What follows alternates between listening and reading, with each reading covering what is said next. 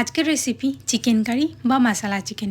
এই চিকেনটা আমি বানাবো একদম ঘরোয়া উপায়ে, সেটাই আজ আপনাদের সাথে আমি শেয়ার করব।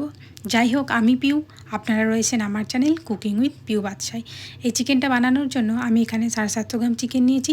তার সাথে নিয়েছি পেঁয়াজ কুচি, আদা রসুন পেস্ট, কাঁচা লঙ্কা এবং গোটা গরম মশলা, আর নিয়েছি লেবু আর কিছু শুকনো মশলা, পেঁয়াজ বাটা আর টক দই।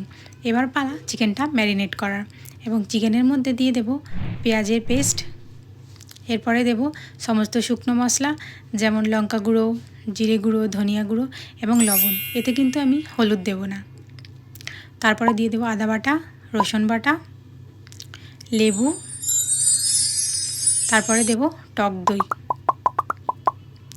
এবার সমস্ত উপকরণ ভালোভাবে মেখে নেব, আর এটাকে ম্যারিনেট করে রাখবো প্রায় 1 ঘন্টা, কারণ যাতে সমস্ত মশলা চিকেনের মধ্যে অ্যাবজর্ব হয়ে যায়।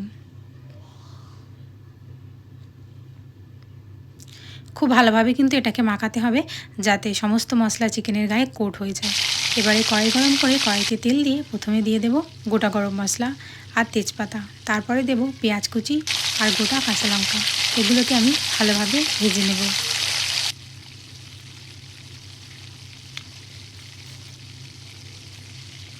এই যে পেঁয়াজে কালার চলে এসছে, পেঁয়াজটা আর একটু লাল হয়ে গেলেই এর মধ্যে ম্যারিনেট করা চিকেনটা দিয়ে দেব। এই চিকেনটা দিয়ে দিয়েছি, এবার ভালোভাবে পেঁয়াজের সাথে এটাকে মিশিয়ে নেব। এতে আর কোনো মশলা অ্যাড করার দরকার নেই, যেহেতু এতে সমস্ত মশলা দিয়ে ম্যারিনেট করা আছে, তাই এতেই পুরো চিকেনটা হয়ে যাবে। এবারে চিকেনটা ভালোভাবে কষিয়ে নেব।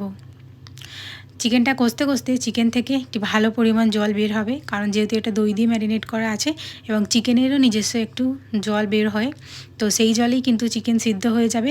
বাইরে থেকে কোনো জল অ্যাড করার দরকারই নেই।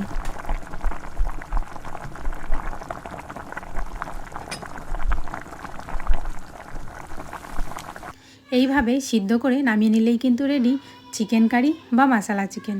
আর এই চিকেনের স্বাদ আরও বাড়ানোর জন্য এর উপর থেকে ছড়িয়ে দেব সামান্য ধনিয়া পাতা কুচি। এই রেসিপিটা যদি আপনাদের ভালো লেগে থাকে আর এইরকম যদি আরও রেসিপি পেতে চান, তাহলে আমার চ্যানেলটিকে সাবস্ক্রাইব করে আমার চ্যানেলের পাশে থাকবেন।